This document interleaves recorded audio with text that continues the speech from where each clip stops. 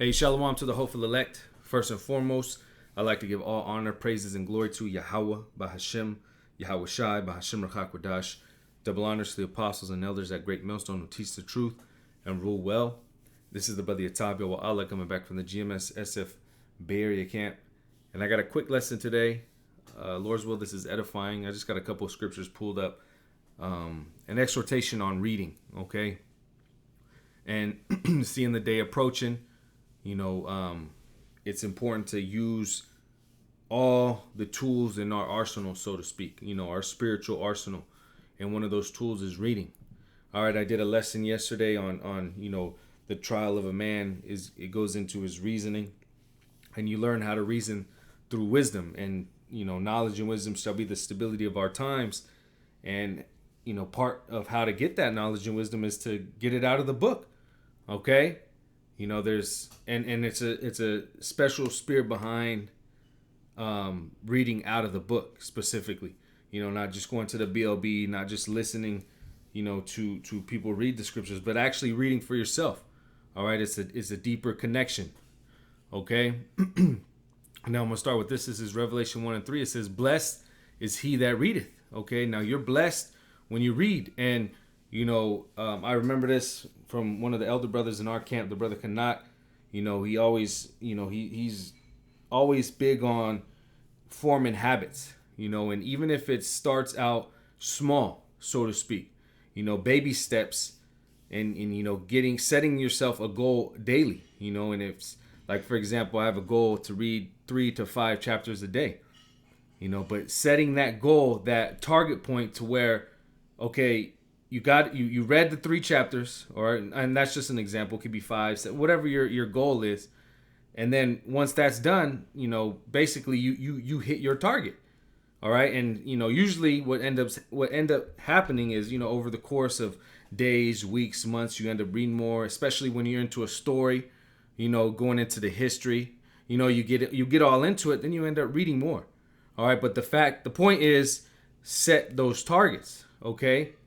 And, it takes trial and error. Sometimes you're going to miss days. But the point is to get into that spirit of reading more, okay? But it says, "Blessed is he that readeth, and they that hear the words of this prophecy." And the whole testimony of Yahweh Shai is the spirit of prophecy, okay? The way we find out these prophecies, of course, is getting the breakdowns from our apostles and elders on down and reading them in the scriptures, okay? Well, that's part of the Church of Berea. Okay, which I'm going to grab next. But it says, "Blessed is he that readeth, and they that hear the words of this prophecy, and keep those things which are written therein, for the time is at hand." And how do we keep those things? We utilize the knowledge, the wisdom. We exercise it on a daily basis, especially in the times to come. Okay? And it says what? For the time is at hand. So the end is approaching. Yahweh Shai is about to make his return. Okay? We're approaching the end of an age, the end of Esau's rulership, the end of our captivity, and Lord's will, we're of that number to be saved up out of here. Okay, but part of staying in the spirit, part of storing up this knowledge and wisdom is reading. Okay, and specifically in the book. But I'm gonna jump here, Acts 17:11, and I'll start at 10. It says, "Paul at Berea." It says, "And the brethren immediately sent away Paul and Silas by night unto Berea, who coming thither went into the synagogue of the Jews." It says, "These were more noble than those in Thessalonica, in that they received the word with all readiness of mind." So they received what was saying, and then what did they do? And searched the scriptures daily whether those things were so. Okay, so they searched. So how do you search the scriptures? You read. Okay, and it said daily. They were doing these things daily. Not only were they hearing the lessons of Paul. Okay, just like how we hear the video epistles, what did they do? They searched the scriptures daily to see whether those things were so to get it for themselves, to get the understanding for themselves. All right, to search what the apostles and elders were saying, and then to be persuaded in their own mind by actually reading it for yourself. All right, and it said they did these things daily. So again, it's good to practice, like the brother Kanak said, even small goals. All right, couple chapters a day. As long as you're hitting those small goals a day, eventually all that is going to add up, and you're gonna increase. Okay?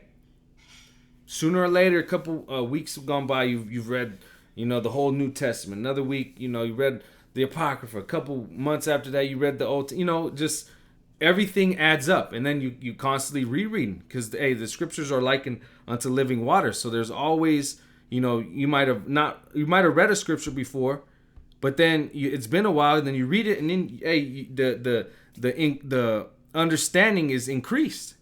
Okay? Now, I'm going to jump over here. Isaiah 34:16. Like I said, this is just short, real quick. It says, Isaiah 34:16. It says, seek ye out of the book of the Lord. All right, and what is the book of the Lord? The Bible, okay? The Old, the New, and the Apocrypha. It says, seek ye out of the book of the Lord and read. No one of these shall fail. Because when you go into the scriptures, again, the testimony of Yahushua is the spirit of prophecy. We desire to see the things that let us know where we're at in the grand scheme of time in the Game of Thrones, so to speak. All right, so when we read and we get the breakdowns to the prophecies, we know what to look for. Okay? It helps us measure the times. All right, and then when we see these things come to pass, we know and being assured that Yahweh Shem Yahshua is not a man that he shall lie, that they're about to come to pass sooner or later. It's not a matter of if, it's just a matter of when, if they haven't came to pass already. All right? But it says none shall want her mate. So there's no other book you can mate with the Bible. All right? Yeah, there's other stories you can get into going into, history. There's herbal books, foraging books. There's different books you can read, but the most important one, if not the most important one, is the Bible. All right? That's where we're at. This is what's speaking. The prophecies in the Bible. There are no prophecies in the Quran. All right? We know the Talmud's bugged out. All right? All these other different religious books, they have no merit. What has merit? The Bible. All right? But it says, none shall want her mate, for my mouth it hath commanded, and his spirit it hath gathered them. All right? Like I said, just a quick lesson, a quick exhortation going into reading more.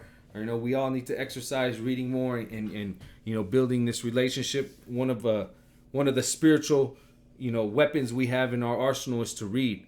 Okay? It's another way to sow in the spirit. Okay? Is by reading, and specifically reading in the book. All right? Hey, Lord's will, this is edifying. Once again, call Halayim Yahweh, Bahashim, Yahweh Shai, Bahashim Rakakwadash. Double honors to the apostles and elders at Great Millstone. Shalom to the elect, and Abba Baba.